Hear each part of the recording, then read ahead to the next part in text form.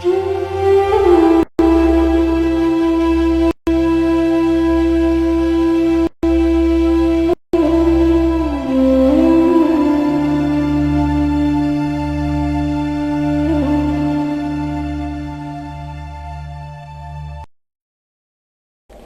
नाम ब्रह्मा कुमारी रतन मोहिनी।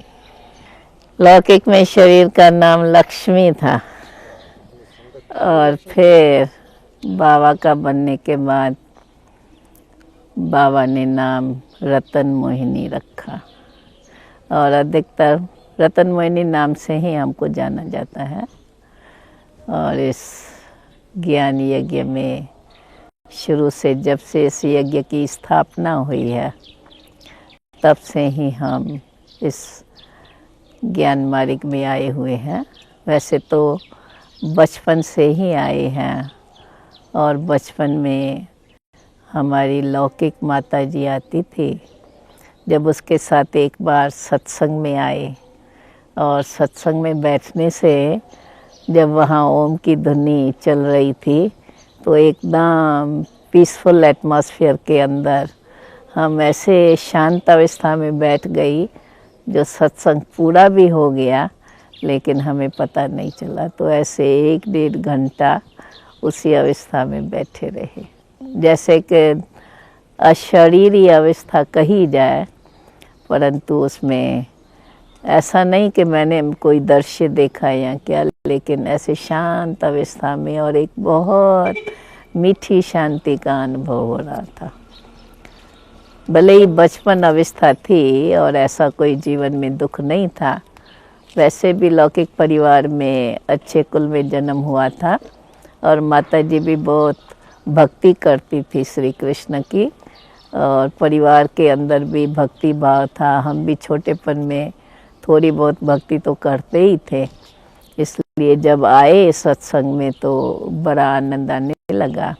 उस समय पिताश्री तो कश्मीर गए हुए थे और कुछ समय के बाद जब बाबा कश्मीर से आए और हम फिर आई थी तो बाबा को देखने से ऐसे लगा कि जैसे कि हम इसी परिवार की है और यही मेरा बाप है, जिस कारण जल्दी से जैसे कि उसी में लग गई।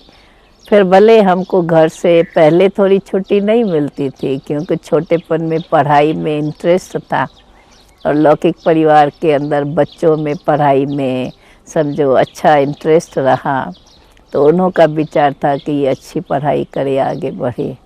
परंतु मैं पढ़ाई में ना इंटरेस्ट रख करके, इसका मतलब ये नहीं पढ़ाई में इंटरेस्ट नहीं था, परंतु हमारा ये विचार रहा कि मुझे पढ़ाई करनी है तो भी इधर ही करनी है।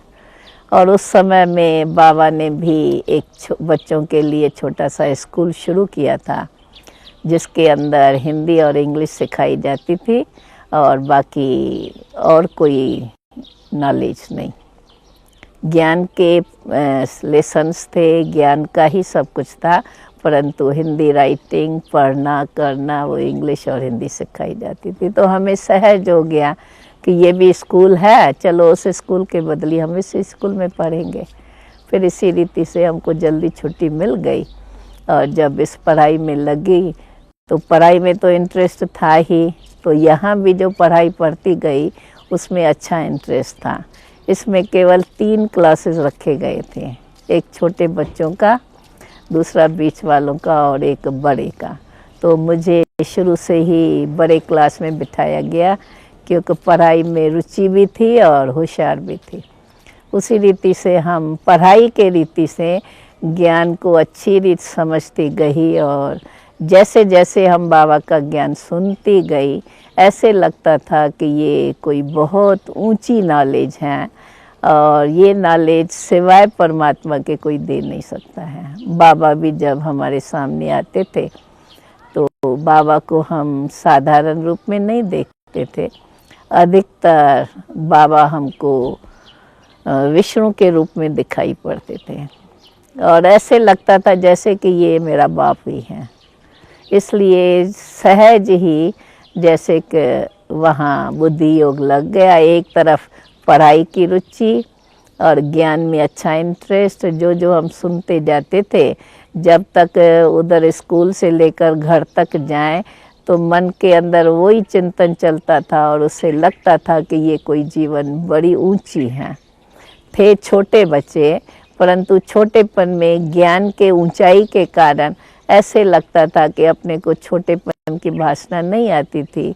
बाबा की ऊंची ऊंची बातें सुन कर के हमें ऐसे ही लगता था कि हम भी ऐसे ऊंची जीवन वाले हैं, और ख्यालात के अंदर भी वो ऊंचाई रहती थी। इसी रीति से हम इस ज्ञान में आगे चलते गए। थोड़े ही समय में जब हैदराबाद से सभी कराची में गए तो हम भी कराची में गई, और तब से लेकर के बाबा के साथ रहना हुआ और इसी पढ़ाई के अंदर अपनी पूरी जीवन व्यतीत की। आगे चलते चलते उस समय में तो केवल अपनी स्टडी रही, तो सुबह से लेकर के रात तक जो भी दिनचर्या थी या जो भी बाबा बताते थे उसमें लिखना पढ़ना, उसी में पूरा ध्यान, और साथ साथ जो हमारा योग होता था सवेरे उठ कर के योग करना, उसमें भी अपनी बहुत रुचि रही। जो हम सुनते थे वो आपस में बैठ कर के डिस्कस करते थे। कोई भी आता था तो सिवाय ज्ञान चर्चा के और कोई हमारे मुख पे बातें नहीं होती थी। सहज ही दुनिया की जीवन से बुद्धि योग हट गया। इतने तक हट गया जो हम लोग ये नहीं समझते थे कि हम कोई और जगह से आए हैं। ऐसे लगता था कि हम बाबा के साथ साथ इसी कार्य के लिए, विश्व कल्याण के लिए ही हम निमित्त बने हुए हैं और उसी कार्य में लगे रहे। उस समय में ऐसा था जब हम 14 वर्ष कराची में तपस्या करते रहे, योग के प्रोग्राम, और उसी रीति से हमारा आगे चलता रहा। योग की भट्टियाँ भी रही जिसमें हम लोग ऐसे अनुभव करते थे कि बाबा कहते थे तुम शिव शक्तियाँ हो। तो जब हम लोग योग भट्टी में बैठे रहते थे तो ऐसे महसूस होता था कि बरोबर शिव परमात्मा ने हमें शक्ति स्वरूप बनाया है और उन शक्तियों का अनुभव होता था। 14 वर्ष के बाद जब हम ओखा में पहुँचे, वैसे जब हम वहाँ से निकले थे तो वहाँ की गवर्नमेंट ये नहीं चाहती थी कि हम लोग वहाँ से जाएं, क्योंकि वे लोग हमको खुदा परस्त मानते थे। भले मुसलमानों का उस समय राज्य था पाकिस्तान हिंदुस्तान के कारण। वैसे जब हम पहले कराची में आए थे तभी अल्लाह बख्श वज़ीर था और वो डायरेक्ट बाबा से मिलता था। बाबा उसको साथ लेकर के जो हम बच्चों के क्लासेस होते थे उसमें ले आते थे, डायलॉग वगैरह वो पूरा सुनते थे, तो उसके ऊपर अच्छा प्रभाव था। उसी प्रभाव के कारण भले पाकिस्तान और हिंदुस्तान भी हो गया, परंतु उन्हों के ऊपर ये हमारी अच्छी छाप रही कि हम खुदा परस्त हैं, हम भगवान को मानने वाले हैं और हम विश्व कल्याण के कार्य में लगे हुए हैं। फिर जब हम पाकिस्तान छोड़ करके भारत में आए तो स्टीमर में, जब स्टीमर जिस टाइम पर पहुंचने वाला था वो ज़रा लेट हो गया। वैसे हम लोगों का प्रोग्राम ऐसा था कि स्टीमर ओखा बंदर में पहुंचेगा, वहाँ हम लोग उतर करके और पूरा प्रोग्राम जो भी ओखा के लोग हैं उन्हों को हम ये भगवान का संदेश देंगे और उसके अंदर संदेश दे करके बड़ी सभा के अंदर फिर हम ट्रेन के द्वारा आबू में जाएंगे। परंतु लेट होने के कारण वो प्रोग्राम नहीं हो सका और फिर हम जल्दी ही ट्रेन पकड़ के और सब आबू में आ गए। आबू में आने से ज़रा शहर से, माना समुद्र के किनारे से और एकदम पहाड़ों पर आए तो उस समय मौसम और इस सब का असर थोड़ा सबके तबीयत पर हुआ, परंतु थोड़े समय के बाद फिर वो सारा हम ठीक रहे। और यहाँ आने के बाद, आबू में आने के बाद सवेरे सवेरे क्लास के बाद हम लोग जाते थे थोड़ा पैदल करने, जहाँ एकांत में बैठ कर के वहाँ पहाड़ों पर जा कर के तपस्या भी करते थे और कभी कभी बाबा बैठ कर के हम लोगों को ये ज्ञान भी सुनाते थे। इसी रीति से आबू में चलते फिर कुछ समय के बाद हमें बाहर जाने का कई तरफों से निमंत्रण मिलने लगा कि आप आकर के यहाँ हमें जो कुछ आप लोगों ने पाया है वो हमें भी आकर के बताइए। तो इसी प्रकार से फिर हम लोगों का जाना बाहर हुआ। पहले पहले कुछ दिल्ली में भाई लोग बहनें गई, फिर कुछ लखनऊ में गई, इसी और कुछ फिर बॉम्बे में गई।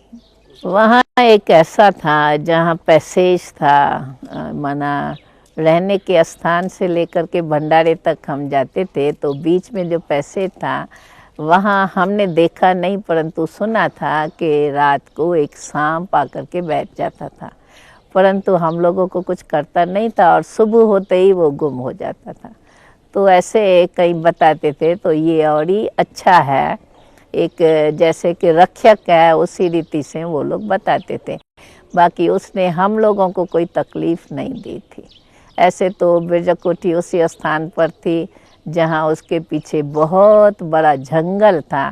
वहाँ रात को हम शेर के आवाज़ वगैरह सुनते थे, परंतु ऐसा कभी भी कोई एक्सीडेंट नहीं हुआ जो हमारे पास कोई ऐसा जानवर आए या कोई ऐसा नुकसान हो। और वो सुनते हुए भी क्योंकि हम समझते थे हम भगवान के साथ हैं, तो हमें कोई उन बातों का उस समय डर नहीं लगता था। हम लोग जब जाते थे बाबा के साथ तो अधिकतर ऊंची ऊंची पहाड़ियों पर जाकर के बैठ जाते थे, और उस समय जैसे कि बेहद में बैठ कर के और हम योग अभ्यास करते थे, जिससे ऐसा होता था कि ऐसा लगता था कि बेहद में हम बैठे हैं, जैसे बेहद के मालिक हैं।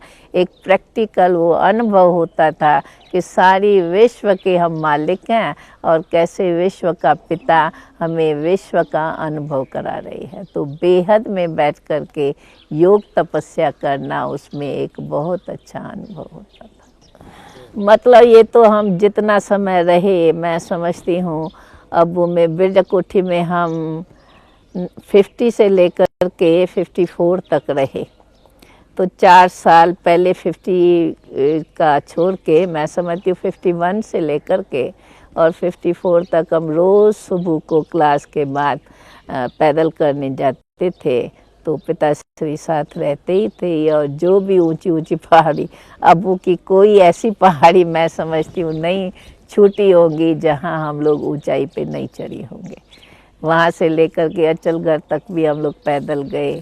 एक बार तो माउंट आबू से आबू रोड पर भी पैदल गए, और वहाँ सारे आबू के लोग इकट्ठे हो गए और बहुत बड़ी सभा लगी जहाँ बाबा ने भी उन्हों को संबोधित किया और हम लोगों ने भी उन्हों को परमात्मा का परिचय दिया।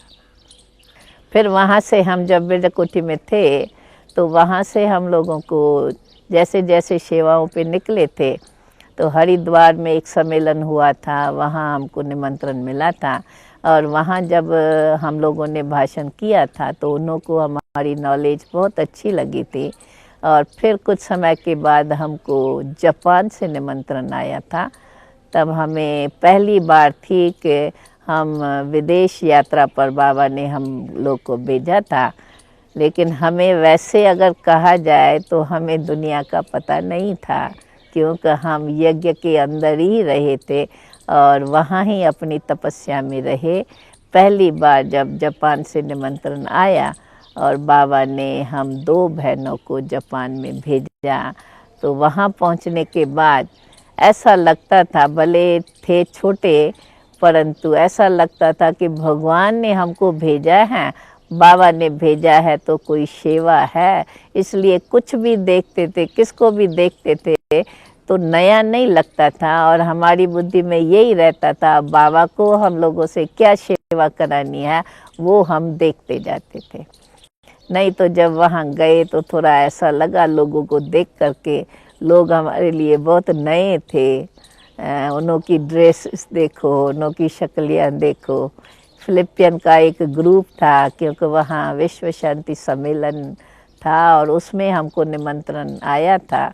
वहाँ एक फिलिपियन का ग्रुप था, जिस फिलिपियन ग्रुप के अंदर समझो फीमेल को मेल की ड्रेस परी हुई थी और मेल को फीमेल की ड्रेस परी हुई थी।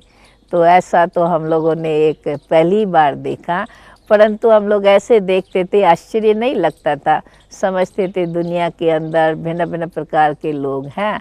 अभी बाबा ने ऐसे स्थान पर हमें भेजा है, बाबा को जो सेवा करानी है वो कराएगा। उसी खुशी से और उसी निश्चय से हम आगे चलते गए। वहाँ की भाषा जापानीज थी, परंतु कुछ लोग इंग्लिश जानते थे, तो हम लोग उन्हों से इंग्लिश में भाषण करते थे। परंतु देखा जाए कि ऐसे स्थान पर जाते भी भिन्न भिन्न संस्थाओं के अंदर, जो वहाँ बड़ी बड़ी संस्थाएं थी, कॉन्फ्रेंस के बाद फिर हम वहाँ एक एनानाइक्यो संस्था थी, वहाँ पर भी हम लोग गए, जो बुद्धिस्ट ये एनानाइक्यो में तो हमको निमंत्रण मिला था, और उसके बाद फिर हम एक बुद्धिस्ट संस्था में गए थे, उन्होंने भी हमें बुलाया था। वहाँ उन्हों को उस समय में हमारे पास एक बहुत बड़ा पिक्चर ये झाड़ का था, वो झाड़ पर हम उसको समझाते थे, तो उसमें सभी धर्मों का होने के कारण उन्हों को वो बहुत अच्छा लगता था, जो भी हम नॉलेज सुनाते थे। ऐसे मैं समझती थी वहाँ हम लोग 15 दिन तक उन्हों के पास रहे थे और उन्हों को इन्हीं बातों पर समझाया, और उन्हों के सभाओं में भी प्रवचन हुआ, और थोड़ी बहुत हम जापानीज भाषा भी सीख गए, जो उन्हों को पहले जापानीज भाषा में संबोधित करते थे और फिर अपनी इंग्लिश भाषा में करते थे। तो हम लगभग 1 साल की सेवाओं पर थे।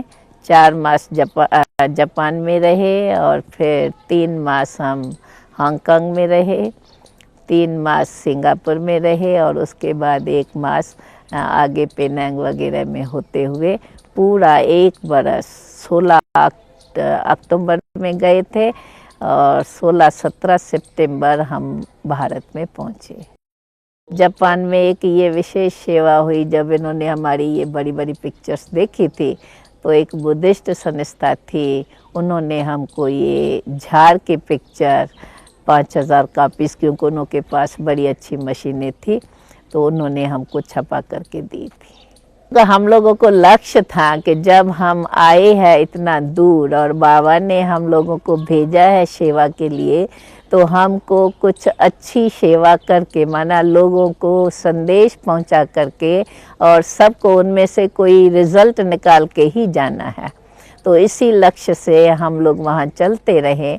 ऐसे भी था कि जापान, हांगकांग, सिंगापुर के अंदर सिंधी लोग काफ़ी थे, उन्हों से भी परिचय हुआ। और विशेष सेवा ये हुई कि जो हमारे लौकिक परिवार वाले या जो सिंधी कम्युनिटी थी, वो अधिकतर हमारी बातों को जल्दी मानती नहीं थी, परंतु जब हम लोग जापान में गए तो हमारी वहाँ निमंत्रण मिला है, और ऐसे हमारी सेवाएं देख करके उन्हों के ऊपर भी अच्छा प्रभाव पड़ा, और वे भी हमको वहाँ, चाहे जापान में, चाहे हांगकांग में, चाहे सिंगापुर में, हमको वहाँ निमंत्रण देने लगे, और वो इन हमारी बातों को समझने की कोशिश करने लगे।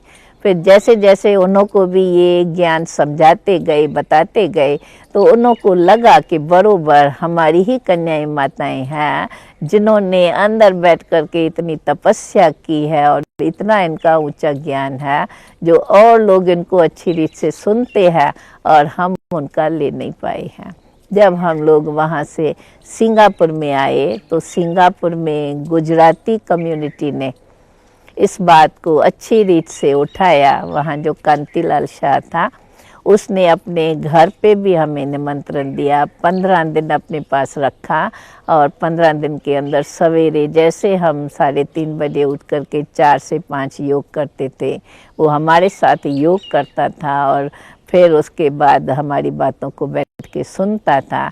तो उसको लगा कि ये जो ईश्वरीय ज्ञान है, ये जीवन को श्रेष्ठ बनाने वाला है। फिर उसने अपने कम्युनिटी में ये बात की, तो इनके प्रेसिडेंट, गुजराती कम्युनिटी का प्रेसिडेंट, सेक्रेटरी, उन्होंने हमको 15-15 दिन का अपने पास निमंत्रण दिया, और ऐसे 3 लोगों के पास हम रहे और ये बातें उन्हों को समझाई। उसके बाद समझो उन्हों का संपर्क बना रहा, और यज्ञ से, लिखा पढ़ी के, करिस्पॉन्डेंस के द्वारा ज्ञान को अधिक समझते गए और आगे बढ़ते गए। इसी प्रकार से हम पूरा 12 मास इसी फॉरेस्ट के टूर पर रहे, और फिर भारत में आए। भारत के अंदर तो ऐसा था, जब जब जहाँ सेवाएं हुई, जापान से जब हम लोग आए तो उस समय में चित्रकूट से साधु सम्मेलन का निमंत्रण मिला था। तो जैसे ही हम बॉम्बे में पहुँचे तो ये निमंत्रण बाबा ने हम बच्चों को भेज दिया था कि आप लोगों को सम्मेलन में जाना है। तो जो हम 2 बहनें और 1 भाई गए थे जापान में, दादी प्रकाश मणि जी और मैं और एक आनंद किशोर दादा, तीनों ही फिर चित्रकूट में उस साधु सम्मेलन में गए। वहाँ आने के बाद फिर सारे जितने भी हमारे सेंटर्स थे उस समय में, लखनऊ, कानपुर, दिल्ली, अमृतसर, इस तरफ में हम होते हुए और फिर आकर के अबू में पहुँचे। प्रेजेंट समय में हम माउंट आबू हेडक्वार्टर्स में रहती है और यहाँ पर अधिकतर जो टीचर्स ट्रेनिंग का कार्य है, कुमारियों को ट्रेनिंग दे करके और टीचर्स लायक बनाना अथवा सेंटर्स पर रहने के योग्य बने, उसकी ट्रेनिंग का कार्य करती हूँ।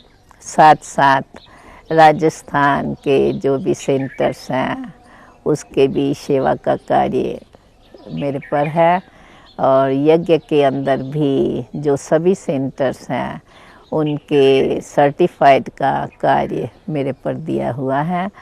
टीचर्स जो भी सेंटर्स पर रहती हैं उनके पूरे डॉक्यूमेंट्स रहते हैं यहाँ ऑफिस में, तो ये सारा कार्य हेडक्वार्टर्स में करते हैं। बाकी हेडक्वार्टर के अंदर जो भी भाई बहनें आते हैं, क्लासेस वगैरह होते हैं, तो उसमें अपनी सेवाएं रहती हैं। यहाँ जब से हमारा 71 में विदेश में एक ग्रुप गया था, जिन्होंने सारे विदेश के अंदर मना, लंदन, अमेरिका के और भी देश, फिर हांगकांग, सिंगापुर चक्कर लगाया था। और उस समय में फिर लंदन में सेवा केंद्र स्थापन हुआ था।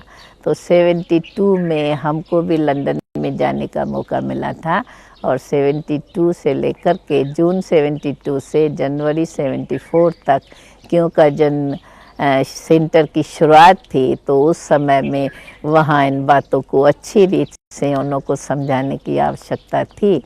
उसको वहाँ रहने के बाद तो वहाँ पहले इतने लोग नहीं आते थे, पर धीरे धीरे जब वहाँ एक बार एग्जीबिशन की गई थी मई 74 में, उसके बाद वहाँ के लोग भी आने लगे और धीरे धीरे आज विदेश के अंदर ये 50 स्थानों पर ये हमारी सेवा केंद्र है। इसलिए वहाँ के जो भी स्टूडेंट्स हैं, भाई बहनें, वो हर साल यहाँ रिफ्रेश होने के लिए, रिफ्रेशर कोर्सेज के लिए यहाँ माउंट आबू में आते ही हैं। विदेशियों को यहाँ का योग बहुत अच्छा लगता है, क्योंकि एक तो योग के द्वारा माइंड पीसफुल बनता है, तो उनके माइंड में जो डिस्टर्बेंस रहता है उनसे उन्हों को जब पीस का अनुभव होता है तो बड़े उनके जीवन में बहुत परिवर्तन आ जाता है। और वास्तव में प्यूरिटी क्या है, दिव्यता किसको कही जाती है, जीवन में दैवी गुणों की धारणा क्या है और कैसे जीवन श्रेष्ठ बनाई जाए, जिससे जीवन के अंदर संघर्ष न रहे, जीवन के अंदर इच्छाएं न बनी रहे और एक संतुष्ट और दिव्य जीवन बनी रहे। जैसे जैसे ये ज्ञान को सुनते हैं, समझते हैं और सेल्फ रियलाइज़ करते हैं वास्तव में आत्मा क्या है और आत्मा का संबंध किसके साथ होना, परमात्मा से कैसा है, इन बातों को समझने के बाद वो समझते हैं मनुष्य जीवन जो श्रेष्ठ है, जिसके अंदर सदा शांति होनी चाहिए, सुखमय जीवन हो, संघर्ष न हो, या इच्छाओं में मनुष्य जो परेशान होता है उससे बचे रहे। इसलिए ऐसी बातें सुन करके और विशेष योग का अनुभव करने के बाद परमात्मा के साथ जब उनका कनेक्शन हो जाता है, मन एकाग्र हो जाता है, तो वो बात उन को बहुत अच्छी लगती है, जिस कारण वो वहाँ से भी यहाँ आकर के और उस रिफ्रेशर कोर्सेज करके और अपने जीवन को आगे बढ़ाते हैं। वैल्यूज़ के लिए ऐसा है, क्योंकि मनुष्य जीवन अगर उसके अंदर महानता मानी जाए, तो अगर जीवन में अच्छे गुण हैं, जीवन के अंदर एक दो के प्रति रिस्पेक्ट हैं, तो जीवन श्रेष्ठ मानी जाती हैं। अगर हमारे अंदर औरों के प्रति शुभ भावनाएं बनी रहती हैं, तो दूसरों की भी हमारे लिए शुभ भावनाएं रहती हैं। इससे एक दो में सदा स्नेह बना रहता है। स्नेह अगर जीवन में है तो आपस में यूनिटी बनी रहती है, जिस यूनिटी के कारण एक दो में प्रेम और एक दो से सुख का अनुभव होता है। तो आपस में कोई डिस्टर्बेंस नहीं रहता है और यूनिटी माना आपस में एकता है, तो मन के अंदर भी शांति रहती है। अगर आपस में मतभेद होता है तो माइंड में भी डिस्टर्बेंस रहता है। इसलिए ये वैल्यूज़ जिसको हम दैवी गुण भी मानते हैं, उनका अगर जीवन में हम धारण करते हैं तो जीवन एक महान बन जाती हैं। और हम भारत के अनुसार तो ये मानते हैं कि जैसे हमारे पूज्य देवताएं हैं, जिन्हों के जीवन में इतनी दिव्यता और इतनी पवित्रता थी, हम भी अपने जीवन को इतना दिव्य और पवित्र बनाएं, जो वास्तव में हमारा प्राचीन भारत का योग है, राजयोग, जो कल्प पहले भी परमात्मा ने आकर के सिखाया था।